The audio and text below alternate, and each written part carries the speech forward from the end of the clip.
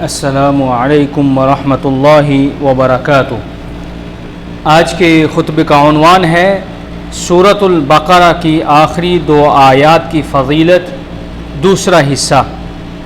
الحمدللہ والصلاۃ والسلام علی رسول اللہ، اما بعد۔ یقیناً تمام تعریفیں اللہ کے لیے، ہم اس کی تعریف بیان کرتے ہیں، اسی سے مدد کے طلبگار ہیں اور اپنے گناہوں کی بخشش بھی اسی سے مانگتے ہیں۔ میں گواہی دیتا ہوں کہ اللہ کے سوا کوئی بھی معبود برحق نہیں، وہ یکتا ہے، اکیلا ہے، اس کا کوئی بھی شریک نہیں۔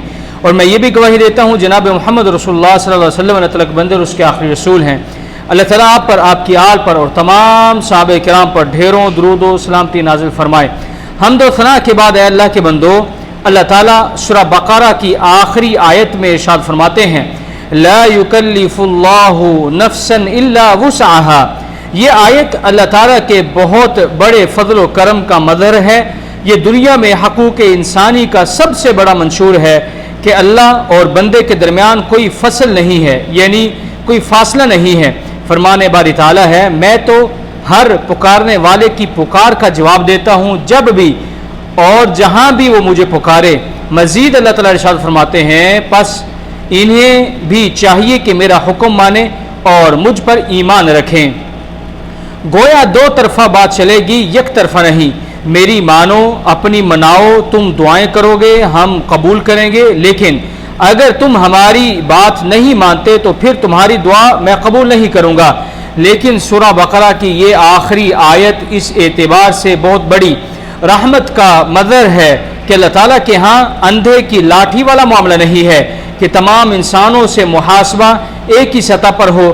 اللہ جانتا ہے کہ کس کی کتنی وسعت ہے اور اسی کے مطابق کسی کو ذمہ دار ٹھہراتا ہے، اور یہ وسعت موروثی اور ماحولیاتی عوامل پر مشتمل ہوتی ہے۔ ہر شخص کو جو ملتے ہیں وہ دوسرے سے، ہر شخص کو جو ملتا ہے وہ دوسرے شخص سے مختلف ہوتا ہے اور اس کی اپنی اپنی خصوصیات اور تحدیدات ہوتی ہیں۔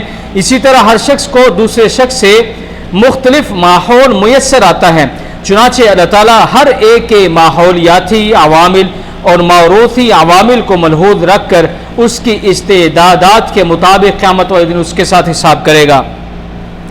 فرض کیجئے کہ ایک شخص کے اندر استعداد ہی 20 درجے کی ہے اور اس نے 8 درجے کا کام کر دکھایا تو وہ کامیاب ہو گیا، لیکن اگر کسی میں استعداد یعنی طاقت 100 درجے کی تھی اور اس نے 50 درجے کام کیا تو وہ ناکام ہو گیا۔ حالانکہ تعداد کے اعتبار سے 50 درجے 18 درجے سے زیادہ ہیں، تو اللہ تعالیٰ کا محاسبہ جو ہے وہ انفرادی سطح پر ہوگا۔ اسی لیے اللہ تعالیٰ قرآن مجید میں ارشاد فرماتے ہیں اور سب لوگ قیامت کے دن اس کے حضور فردن فردن حاضر ہوں گے، وہاں ہر ایک کا حساب اکیلے اکیلے ہوگا اور وہ اس کی وسعت کے مطابق اللہ تعالیٰ حساب لے گا۔ اے اللہ کے بندو، پھر اللہ تعالیٰ ارشاد فرماتے ہیں لا یکلف اللہ نفسا الا وسعها۔ یہ الفاظ میں جو ایک اہم اصول بیان کر دیا گیا ہے کہ بعض لوگ دنیا کی زندگی میں اس کا غلط نتیجہ نکال بیٹھتے ہیں۔ وہ دنیا کے معاملات میں تو خوب بھاگ دوڑ کرتے ہیں، لیکن دین کے معاملے میں کہہ دیتے ہیں کہ ہمارے اندر صلاحیت اور استعداد ہی نہیں۔ یہ محض خود فریبی ہے۔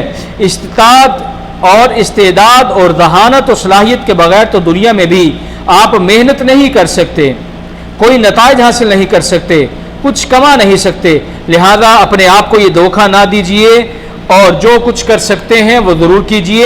اپنی شخصیت کو کھود کر اس میں سے جو کچھ نکال سکتے ہو وہ نکالیے۔ ہاں، آپ نکال سکیں گے اتنا ہی جتنا آپ کے اندر اللہ نے ودیت کر رکھا ہے، اور اللہ نے کس میں کیا ودیت کیا ہے وہ بہتر جانتا ہے۔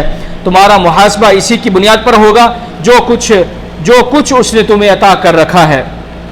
اے اللہ کے بندو، اس بات کی اہمیت کا اندازہ کیجئے کہ اس جز کے بعد آیت کا دوسرا جز یہ ہے کہ لہا ما کسبت وعلیہا مکتسبت۔ لہا ما کسبت سے مراد ہے جو بھی نیکی اس نے کمائی ہوگی وہ اس کے لیے ہے، اس کے حق میں ہے، اس کا اجر و ثواب اسے دیا جائے گا۔ وعلیہا مکتسبت سے مراد ہے کہ جو بدی اس نے کمائی ہوگی، گناہ کیا ہوگا، اس کا وبال بھی اسی شخص کے اوپر ہوگا، اس کی سزا اسی کو ہی ملے گی۔ اس جز کے بعد اب وہ دعا آ گئی ہے جو قرآن مجید کی جامع ترین اور عظیم ترین دعا ہے ربنا لا تؤاخذنا ان نسینا او اخطأنا.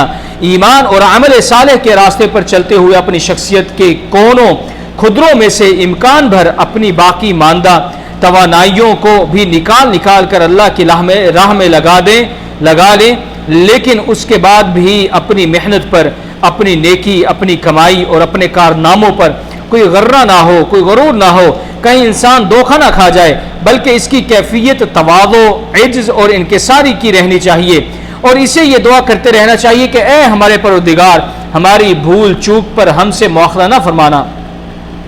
انسان کے اندر خطا اور نسیان دونوں چیزیں رکھی گئی ہیں. خطا یہ ہے کہ آپ نے اپنی امکانی حد تک تو نشانہ ٹھیک لگایا تھا، لیکن نشانہ خطا ہو گیا. اس پر آپ کی گرفت نہیں اللہ کرے گا، اس لیے کہ آپ کی نیت درست تھی اور صحیح تھی.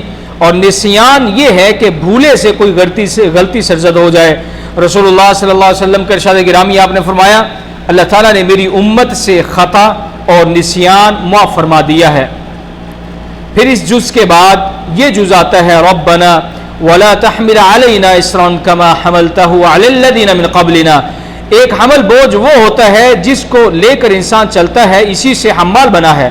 جو ایک بوری کو یا بوجھ کو اٹھا کر چل رہا ہے، جو بوجھ آپ کی طاقت میں ہے اور جسے لے کر آپ چل سکیں وہ حمل ہے، اور جس بوجھ کو آپ اٹھا نہ سکیں اور وہ آپ کو بٹھا دے اس کو اثر کہتے ہیں. اے اللہ کے بندو، ہم سے پہلے لوگوں پر بڑے بھاری بوجھ ڈال دیے گئے تھے. شریعت موسوی ہماری شریعت کی نسبت بہت بھاری تھی. جیسے ان کے ہاں روزہ رات ہی سے شروع ہو جاتا تھا، لیکن ہمارے لیے یہ کتنا آسان کر دیا گیا کہ روزے سے رات کو نکال دیا گیا اور سحری کرنے کی تاکید فرمائی گئی. پھر رات میں تعلق زن و شو کی اجازت دی گئی. ان کے روزے میں خاموشی بھی شامل تھی، یعنی پہلی امتوں میں نہ کھانا، نہ پینا، نہ تعلق زن و شو یعنی مباشرت وغیرہ، اور نہ گفتگو کر سکتے تھے. ہمارے لیے کتنی آسانی کر دی گئی ہے کہ ان کے ہاں ہفتے والا دن کا حکم اتنا سخت تھا کہ پورا دن کوئی کام نہیں کر سکتے تھے. ہمارے ہاں جمعے کی اذان سے لے کر نماز کے ادا ہو جانے تک ہر قسم کا کاروبار منع اور حرام ہے، لیکن اس سے پہلے یعنی جمعے کی اذان سے پہلے اور جمعے کی نماز کے بعد آپ کسی بھی طرح کا حلال کاروبار کر سکتے ہیں، ہمارے لیے کوئی پابندی نہیں. اللہ کے بندو، پھر اس جز کے بعد اللہ تعالیٰ ارشاد فرماتے ہیں قرآن مجید میں سورہ بقرہ کی آخری آیت میں ربنا ولا تحملنا ما لا طاقت لنا به. اے ہمارے رب پروردگار، ہم پر وہ بوجھ نہ ڈال جس کی ہمیں طاقت نہ ہو. اللہ نے یہ درخواست بھی قبول فرمائی اور فرمایا واعف عنا واغفر لنا وارحمنا. اور اے ہمارے پروردگار، ہم سے درگزر فرما، ہمیں بخش دے اور ہم پر رحم کر. معافی اور بخشش کے نتیجے میں مصائب اور شر دور ہوتے ہیں، اور رحمت کے نتیجے میں معاملات درست ہوتے ہیں. انت مولانا، تو ہی اے رب ہمارا مولا ہے، یعنی ہمارا رب ہمارا بادشاہ اور ہمارا معبود ہے. جب سے تو نے ہمیں پیدا فرمایا، تیری مدد اور توفیق ہمیں حاصل رہی ہے، تیری نعمتیں ہر وقت مسلسل ہمیں مل رہی ہیں. پھر تو نے ہم پر ایک عظیم احسان کیا کہ اسلام کی نعمت ہمیں عطا فرمائی، باقی سب نعمتیں اس کے تابع ہیں. اس لیے اے ہمارے مالک اور ہمارے مولا، ہم تجھ سے اس نعمت کی تکمیل کا سوال کرتے ہیں. فانصرنا علی القوم الکافرین.